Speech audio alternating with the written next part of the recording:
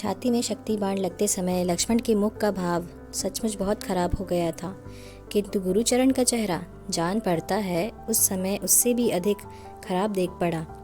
अब बड़े सवेरे ही घर के भीतर से यह खबर उनको मिली कि उनकी पत्नी अभी अभी बिना किसी विघ्न बाधा के 5वीं लड़की पैदा हुई है।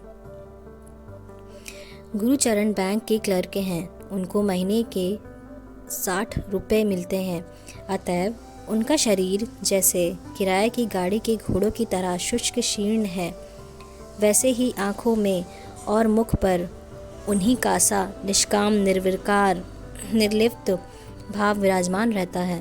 तथापि यह भयंकर शुभ समाचार को सुनते ही आज उनके हाथ का हुक्का हाथ में ही रह गया। वे फटे पुराने चिक्कट पुश्तैनी तकिए से पीठ लगाकर जैसे बैठे थे वैसे ही बैठे रह गए, मानो एक लंबी सांस लेने की शक्ति भी उनमें नहीं रह गई। पूर्वोक्त समाचार लेकर आई थी उनकी तीसरी लड़की अन्नाकली। उसने कहा, बाबूजी, बिट्टी को देखने ना चलोगे? गुरुचरण ने लड़की के चेहरे की ओर देखकर कहा, बेटी, थोड़ा पानी तो ले आओ, पीऊँगा। लड़की जल लेने गई। उसके चले जाने पर गुरुचरण को सबसे पहले सौर के तरह तरह के खर्चों का ख्याल आया।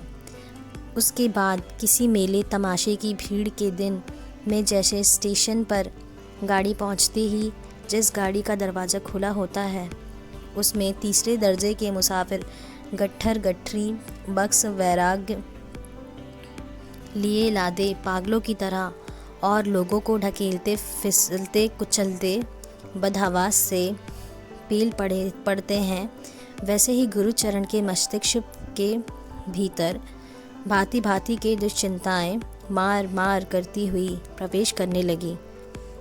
उन्हें याद आया कि अभी भी पर साल ही उनकी दूसरी कन्या के शुभ विवाह में बाऊ बाजार का यह 2 मंजिल मकान रहन हो गया है और उनका भी 6 महीने का सूद सिर पर सवार है। दुर्गा पूजा का त्यौहार सिर पर आ पहुंचा है और 1 महीने की देर है। इस बंगालियों के सबसे बड़े त्यौहार के अवसर पर मझली लड़की की ससुराल में कुछ कपड़े, गहने, मिठाई वगैरह सामान भेजना भी पड़ेगा। कल दफ्तर में रात के 8 बजे तक जमा खर्च की विधि नहीं मिलाई जा सकी थी। आज दोपहर के भीतर ही सब हिसाब ठीक करके विलायत ज़रूर भेजना होगा।